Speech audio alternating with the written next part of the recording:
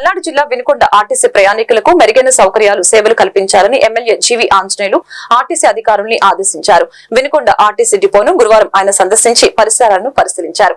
అనంతరం పలు సూచనలు సలహాలు ఇచ్చారు. అధ్వానంగా దుర్గంధంగా వెదజల్లుతున్న మురుగుదొడ్లను పరిశుభ్రంగా ఉంచి అవసరాల మేరకు నూతన మరుగుదొడ్లు నిర్మించాలని, దెబ్బతిన్న ప్లాట్ఫామ్ బండ పరుపు ఆర్టీసీ కార్యాలయానికి మరమ్మతులు చేయించాలని, కాలం చెల్లిన బస్సుల్ని తొలగించి వాటి స్థానంలో నూతన బస్సు సర్వీసుల్ని వేయించి ప్రయాణికులకు మెరుగైన సౌకర్యాలు కల్పించాలని అధికారుల్ని ఆదేశించారు. ఎమ్మెల్యేతో పాటు మాజీ MLA Makkina Mallikarjunarao, RTC RM Srinivasarao, DM Koteshwar Nayak ఉద్యోగులు పాల్గొన్నారు.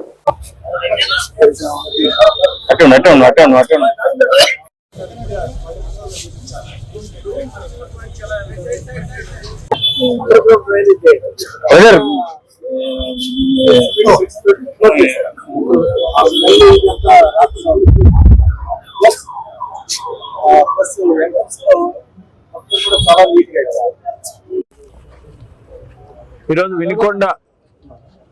వినుకొండ ఆర్టీసీ బస్ స్టాండ్ ని ఈరోజు పరిశీలించడం జరిగింది. ఆర్ఎం శ్రీనివాసరావు గారు అలాగే డిఎం గారు కూడా ఈ కార్యక్రమంలో పాల్గొన్నారు. మాజీ శాసనసభ్యులు మక్కెన గారు అలాగే స్థానిక కౌన్సిలర్స్ అందరూ కూడా పాల్గొన్నారు. ముఖ్యంగా టాయిలెట్స్ ఇవన్నీ కూడా అధ్వాన పరిస్థితిలో ఉంది. కొన్ని చోట్ల టాయిలెట్స్కి యూరినల్స్ దగ్గర వాటర్ సప్లై లేదు. అలాగే ప్రయాణికులకి అంటే మామూలుగా ఉన్నటువంటి ప్లాట్ఫామ్స్ సరిపోవట్లేదు. దానివల్ల ప్రయాణికులు ఇబ్బంది పడుతున్నారు.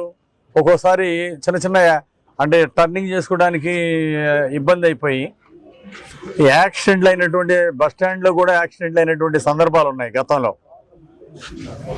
సో అంటే దీనికి 3 ఎకరాల పైన ఆర్టీసీకి కింద స్థలాలు ఉన్నాయి.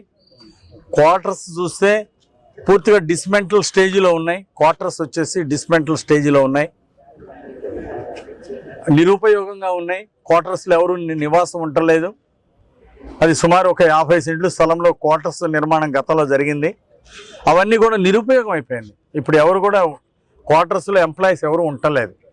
కాబట్టి అవన్నీ కూడా డిస్మెంటల్ చేసేసి మొత్తం కూడా ఈ బస్ స్టాండ్లో ప్రజెంట్ బస్ స్టాండ్ ఎప్పుడో 40 సంవత్సరాల క్రితం దానికి సరిపోయే పరిస్థితి. కానీ ఇప్పుడు అభివృద్ధి చెందినటువంటి వినుకొండ ఈరోజు ట్రాఫిక్ పెరిగిపోయింది. వినుకొండ బస్ స్టాండ్లో దీనికి తగ్గట్టుగా ఏర్పాట్లు లేవు ప్రజెంట్.